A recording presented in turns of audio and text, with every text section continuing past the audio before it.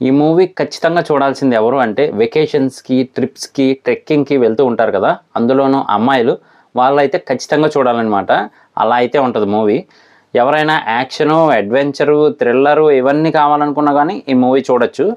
Almost కొన్ని వేల అడుగుల ఎత్తులో కొండ మీద నలుగురు నుంచి తప్పించుకోవడానికి ఆ అమ్మాయి ట్రెక్కింగ్ చేస్తూ దాక్కుంటదనమాట. అది కాన్సెప్టు. ఇక మెయిన్ హైలైట్ ఏంటి అంటే గనక ఆ అడ్వెంచర్ ఏదైతే ఉందో అంటే ఆ ట్రెక్కింగ్ ఏదైతే ఉందో అది చూస్తున్నంత సేపు గూడా మనం గూడా ఫీల్ అవుతూ ఉంటాం అనమాట. అంటే ఆ ఎక్సైట్‌మెంట్ గానీ లేదా ఆ భయం గానీ మనకు గూడా కలిగేలా చూపిస్తూ ఉంటారు.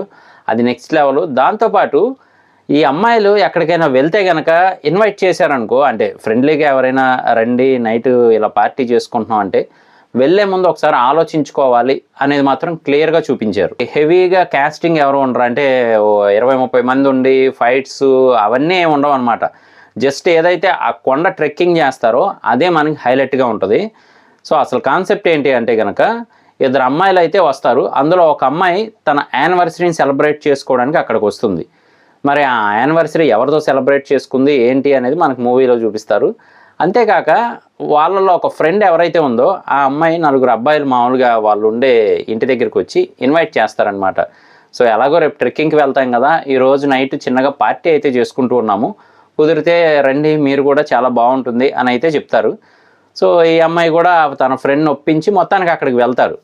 వెళ్ళిన తర్వాత కొద్దిసేపటికి హీరోయిన్ నార్మల్‌గా వచ్చేస్తుందనమాట. ఓకే. నేనింక వెళ్తాను అని జెప్పి. తిను మాత్రం అక్కడే ఉంటుంది. నిజానికి అక్కడే ఉండడం వల్లే తన ప్రాణం పోయింది అని క్లియర్‌గా మనకు అర్థమవుతుంది. ఇక్కడ వెరైటీ ఏంటి అంటే తన ఫ్రెండ్ చనిపోయేదంతా గూడా తిన కళ్ళతో చూడడమే కాక ప్రూఫ్‌ని గూడా రెడీ చేస్తుందనమాట. సో, ఆ ప్రూఫ్‌ని ఎలాగైనా తీసుకోవాలి అని ఆ విలన్స్ అయితే వెంటపడతారు. వాళ్ళ నుంచి తప్పించుకోవడానికి ఆ కొండ ఎక్కుతుందనమాట. సో, అది మాత్రం థ్రిల్లింగ్ ఎక్స్‌పీరియన్స్ అని చెప్పొచ్చు. మరి కొండలంటే తెలిసిందే గదా! పాములు ఇవన్నీ గూడా ఉంటాయి. వాటినన్నిటిని దాటుకొని మొత్తానికి ఆవిడ సేవ్ అయిందా లేదా? లేదంటే వాళ్ళకి దొరికిపోయిందా? అనేది మనకు చూపిస్తారనమాట. విలను ఎంత క్రూయల్‌గా ఉంటాడంటే ఎవరైతే తన ఫ్రెండ్స్ ఉంటారో తనతో పాటు వచ్చిన ఫ్రెండ్స్ ఉంటారో వాళ్ళందరినీ తనే చంపేయడానికి రెడీ అవుతాడనమాట.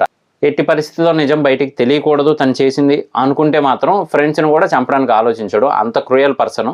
సో, మరి అలాంటి వాడి నుంచి ఈవిడ తప్పించుకుందా లేదా అనేది మెయిన్ హైలైట్‌గా ఉంచుతారు. ఒక రాత్రంతా కూడా ఆవిడ అలాగే కూర్చొని ఉంటదనమాట. అది అసలు మరి అంటే ఆవిడకి నరకాన్ని ఎలా చూపించాలో అలా చూపించేస్తూ ఉంటారు. అక్కడే కొండ ఎడ్జ్‌లో కూర్చొని ఉంటే తనని పడుకోనివ్వరు, వాటర్ తాగనివ్వరు, అట్‌లీస్ట్ ప్రశాంతంగా ఆలోచించుకోనివ్వరనమాట. మరి వాటన్నిటి నుంచి ఆవిడ బయటికి రాగలిగిందా లేదా అనేది హైలైట్‌గా ఉంటుంది. కానీ మూవీ అయితే మాత్రం చాలా బాగుంది. చూడకపోతే ఒకసారి చూడడానికి ట్రై చేయండి. మూవీ నేమ్ వచ్చి 'ది లెడ్జ్'.